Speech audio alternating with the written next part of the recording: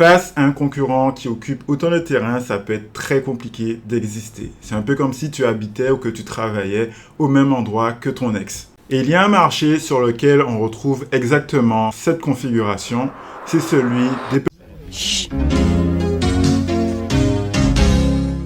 Quand tu attaques un marché, tu as deux grandes stratégies qui s'offrent à toi. Soit tu attaques le marché et la concurrence de front, et ça, c'est la stratégie de l'océan rouge. Soit tu évites la concurrence, et ça, c'est la stratégie de l'océan bleu. Si tu optes pour la stratégie de l'océan rouge, tu auras sûrement besoin de beaucoup de ressources financières et d'un bon réseau. Et en fonction de ton industrie, tu auras aussi sûrement besoin de mon sourcing et de mon réseau de distribution. Si tu optes pour la stratégie de l'océan bleu, ça revient à se positionner sur un marché de niche. Ça veut dire que tu vas identifier une problématique dure, c'est-à-dire douloureuse, urgente et reconnue par le consommateur, mais qui est mal adressée par les géants présents sur le marché rouge.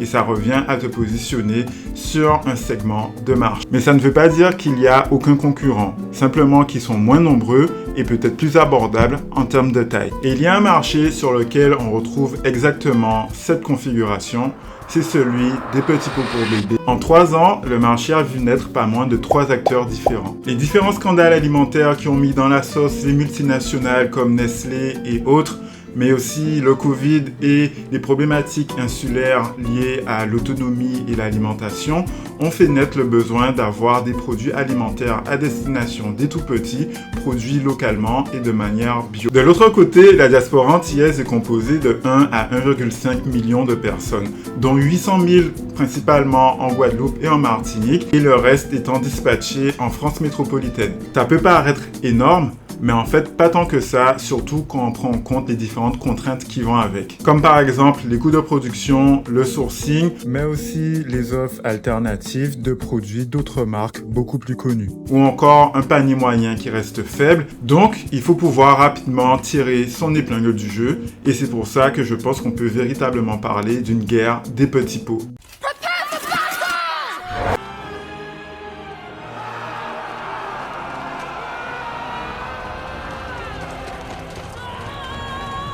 Alors dans cette vidéo, on verra comment les différentes marques se différencient, qui a l'avantage dans cette guerre et comment le challenger a potentiellement une opportunité en or devant lui. Du coup, les deux que je retiens sont Tipo Pays et T-Chef Pays.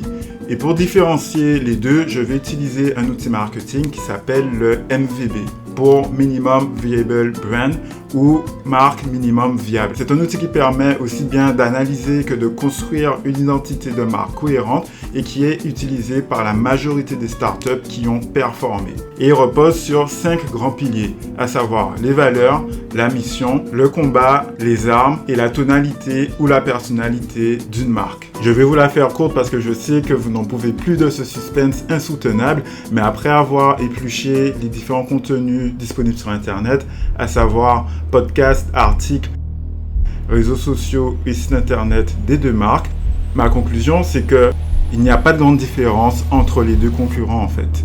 C'est un peu comme si on comparait.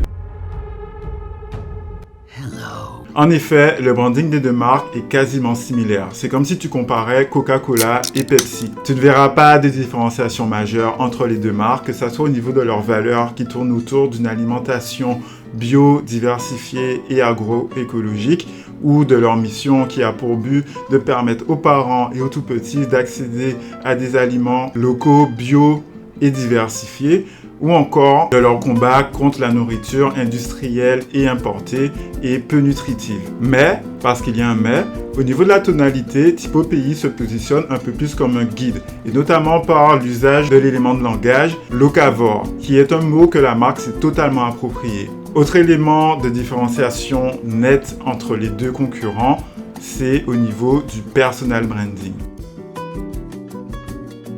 Le personal branding, qu'est-ce que c'est? C'est encore un anglicisme à la con employé par les marketeurs comme moi. Blague à part, ça désigne simplement le fait que l'identité du fondateur et l'identité d'une entreprise soient confondues. L'exemple le plus connu est celui de Steve Jobs avec Apple ou encore Elon Musk avec Tesla, SpaceX ou encore TweetX. L'objectif derrière cette stratégie est de pouvoir humaniser une entreprise là où avant on ne voyait jamais les fondateurs et les dirigeants des entreprises. Bref, l'idée c'est de mettre en avant un humain avec une histoire, son histoire, plutôt qu'une entité purement mercantile. Et sur ce terrain, c'est Rachel Lolia qui a clairement l'avantage, car son personal branding est beaucoup plus fort et présent que celui de son concurrent. Pour le vérifier, il suffit de taper Rachel Lolia ou Typopay dans la barre de recherche Google et de regarder le nombre de résultats qui ressort dans la recherche. Alors, qu'on soit clair, je ne dis pas que Vanessa Kishnin n'a pas de personal branding. Mais ça va pas ou quoi là faudrait faire des efforts, hein. Il existe ne serait-ce qu'à travers son storytelling, mais simplement qu'il est moins exploité que celui de Rachel Lolia. Et si tu te demandes c'est quoi le storytelling, c'est simplement l'art de raconter des histoires captivantes. C'est ce qui fait que à chaque fin d'épisode de ta série Netflix, tu as envie de regarder le suivant. C'est quelque chose qui est utilisé depuis la nuit des temps dans toutes les sociétés humaines, que ça soit au cinéma, dans des livres ou encore dans les vidéos et les shorts de Oussama Hamar. Appliqué à un personal branding, le storytelling devient l'histoire qui a poussé le fondateur à lancer son entreprise. Du coup, quand on regarde le parcours des deux fondatrices des marques, on a d'un côté Vanessa Kishnin, qui est la fille d'un chef cuisinier qui a remporté plusieurs concours gastronomiques. Elle a elle aussi œuvré dans ce domaine en organisant différents concours qui avaient pour but de valoriser la gastronomie des différents territoires d'outre-mer. Et on peut dire qu'elle a donc un background plutôt culinaire. Et de l'autre côté, on a Rachel Lolia qui a une formation plutôt scientifique et ingénieur, il me semble, et ça se ressent dans ses prises de parole. Mais surtout, en 2016, Rachel Lolia a lancé Paroka, qui était l'un des premiers projets innovants à la sauce startup des Outre-mer. Paroka est une application qui permet à chacun d'utiliser et de reconnaître les plantes de la pharmacopée antillaise grâce à son smartphone. Et même si le projet n'a pas pu aboutir sous sa forme la plus poussée, notamment grâce à des contraintes financières et technologiques, à mon avis, il reste l'un des projets les plus ambitieux de l'écosystème digital des Outre-mer. D'ailleurs, au passage, la démocratisation de l'intelligence artificielle devrait permettre de casser les limitations qui ont été rencontrées au début de Paroka. Malheureusement, Paroka est arrivé beaucoup trop tôt dans un écosystème encore balbutiant et malgré son échec, Paroka est devenu selon moi l'un des unfair advantage de Rachel Lolia. Un unfair advantage, c'est un avantage compétitif qui permet de faire levier pour lancer ou appuyer la croissance de son business. Tout le monde possède un unfair advantage. On a tous au moins une compétence ou des connaissances qui permettent de démarrer une activité.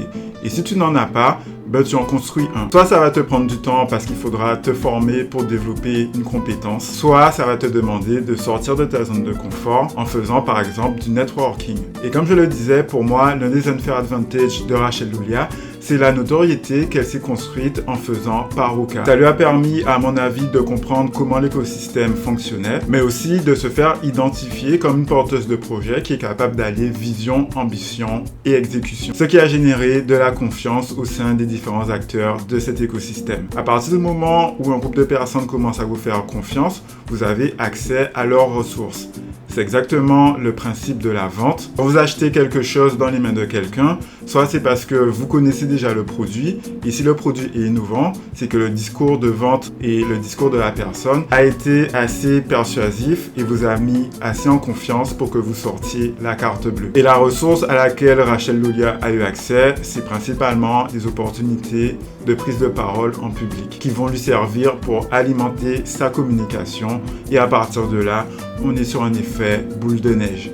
Alors dit comme ça, on peut avoir l'impression que Rachel Lolia est l'élue des institutions, une fusion entre Neo de Matrix et Beyoncé, mais ça ne retire en rien les efforts que ça demande pour se lancer dans une industrie alimentaire en partant de zéro. Et aussi une véritable capacité à faire vivre sa marque, comme lorsqu'elle organise les Typopay Tours, un food truck itinérant qui lui permet d'aller à la rencontre de la population pour lui faire découvrir ses produits. Face à un concurrent qui occupe autant de terrain, ça peut être très compliqué d'exister. C'est un peu comme si tu habitais ou que tu travaillais au même endroit que ton ex. Spoiler alerte, je vous conseille d'éviter de vous retrouver dans ce genre de situation. Mais malgré ça, il y a quand même une opportunité qui se dessine. Tu te souviens au début de la vidéo des deux stratégies dont je te parlais, celle de l'océan rouge et de l'océan bleu?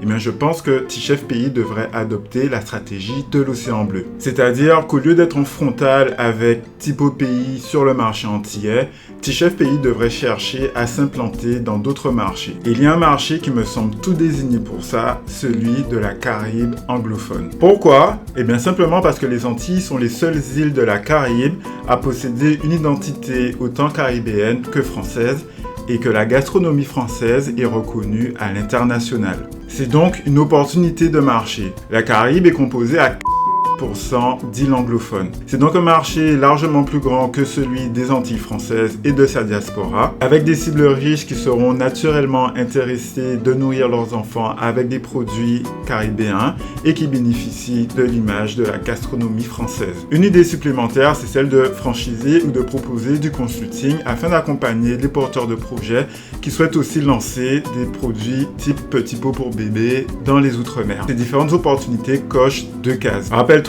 dans son storytelling, Vanessa Kishnin a un background culinaire, ce qui la rend totalement légitime de se positionner sur la gastronomie française. De plus, elle a organisé de nombreux concours culinaires, donc elle dispose sûrement d'un réseau lui permettant de faire levier pour lancer une activité de consulting.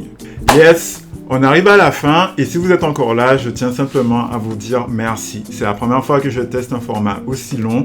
Ça me change vraiment des Reels et des Shorts que j'ai l'habitude de faire. Du coup, n'hésitez pas à me lâcher un petit commentaire pour me dire ce que vous avez pensé de cette vidéo. Ce qu'il faut retenir de cette vidéo, c'est que quand tu lances ton business, prends bien le temps d'identifier tes différents unfair advantages afin de capitaliser là-dessus. Utilise ton personal branding afin de communiquer sur ton produit et ta marque, mais surtout afin de te différencier de la concurrence. Et enfin, utilise la stratégie de l'océan bleu pour éviter d'être en frontal avec tes concurrents. Voilà, c'est la fin. Si tu as kiffé, n'hésite pas à me le faire savoir, ça me ferait vraiment plaisir. D'autres vidéos arrivent, donc si tu ne veux pas les rater, n'hésite pas à t'abonner.